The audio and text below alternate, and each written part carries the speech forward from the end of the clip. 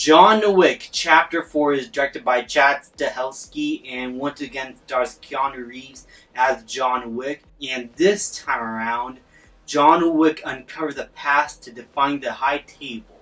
But before he can earn his freedom, Wick must face off against a new enemy with powerful alliances across the globe and forces that turn old friends into foes.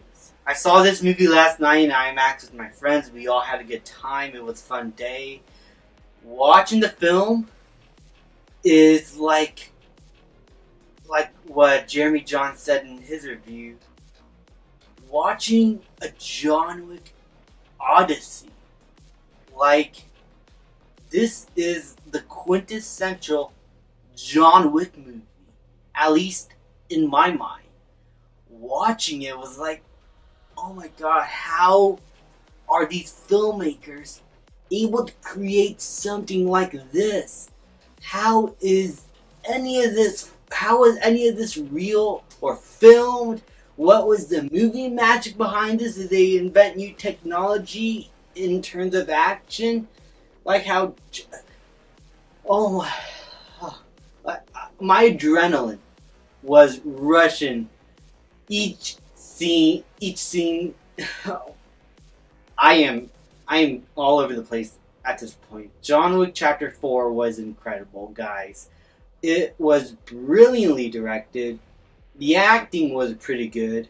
A pretty good story for this movie. Probably the best story this franchise came up with since the first. And quite possibly the best action sequences out of any of the previous films combined.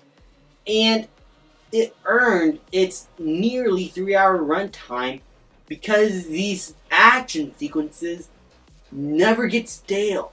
There is never a dull moment. There's so much creativity on display here. What John Wick does to kill his enemies with the gung fu, with nunchucks, with anything that he sees, he's able to do it in creative ways.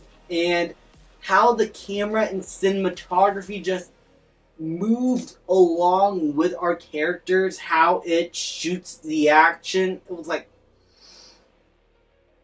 this is what I want in an action movie.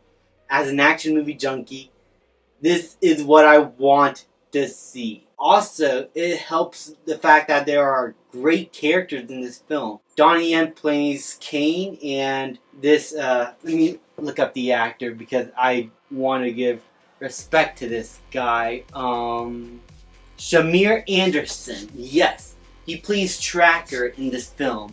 He was absolutely incredible, though I would say that he could be written out the story just a tiny bit, like a few rewrites, and maybe he's not that important.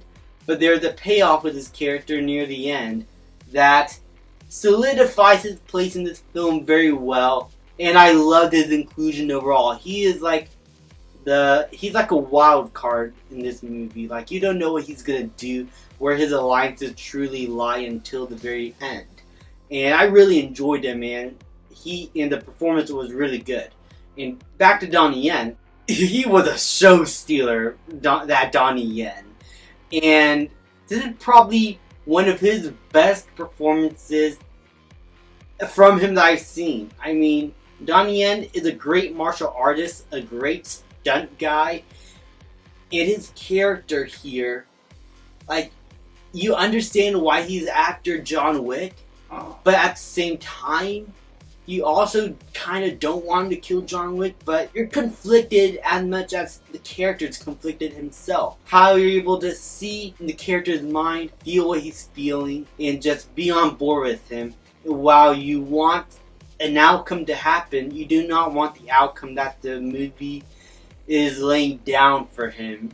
You just want him to you want him to have a good life, basically. You want most of these characters to have a good life because Pennywise himself, Bill Skarsgård, plays the villain here, and he is the douchiest douchebag you could ever ask in an action film. This is quite possibly the best John Wick villain. He physically doesn't pose as much of a threat to John Wick, but his mind, his power over on the high table just shows how much leverage he has over John Wick in terms of that kind of power and what he could do against John Wick in that regard. And what he does to certain characters to get what he wants is nothing short of arrogant, yet you are still engrossed in his character and performance. And I just loved Bill Skarsgård here. The returning cast members are great. Lawrence Fishburne as the Bowery King doesn't have as much to do here. I mean, he is not like the most prevalent character in this franchise, because even in the previous two films, he's like there for like a couple of scenes. But whenever he is on screen, he is absolutely great to see. And look, we miss Lance Reddick. And he doesn't get that much to do here too, unfortunately. But how this film pays tribute to him as an actor and his character, it probably wasn't meant to like be that sentimental. But the fact that the actor died and the way his character is portrayed in the film, it's really hard to watch at points because he has passed. But he was great. His character served a great purpose. And I just love what he meant to the story in this film for both John Wick and his friend. I am terrible with names, guys. I am sorry. Winston. Yeah, played by Ian McShane. Winston and John Wick. We know what happened in the previous film. And there's a bit of payoff to that here. And how these two characters eventually come back into the fold together. How they do that is really good, and the Lance Reddick's character just is kind of like the bridge between that. Is all I'll say. Overall, there's just so much I want to talk about. Like, I want to talk about the action sequences, like in detail. Maybe I'll do a spoiler review. But I just want you guys to see the movie for yourself. Like, the action here is well choreographed, well filmed, wide shots, non-stop, and never gets boring. The story was excellent in my opinion, and felt like a great conclusion-like story to the franchise and for this movie as a whole. It's great to see a John Wick film that doesn't end in like a cliffhanger and has a concrete conclusion at the end. It felt satisfying as a viewer. It rarely did anything to set up future sequels or spin-offs. I mean, I would love to see spin-offs of some of these characters, just because they are great characters and I love them. And that's what these movies are good at.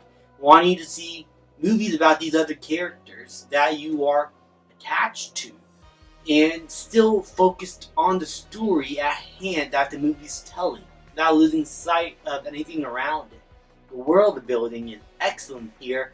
The cinematography, guys, this is quite possibly the best looking John Wick movie ever. The color grading, the way the shots linger on the action sequences is a work of art. This is art, guys. This is cinema.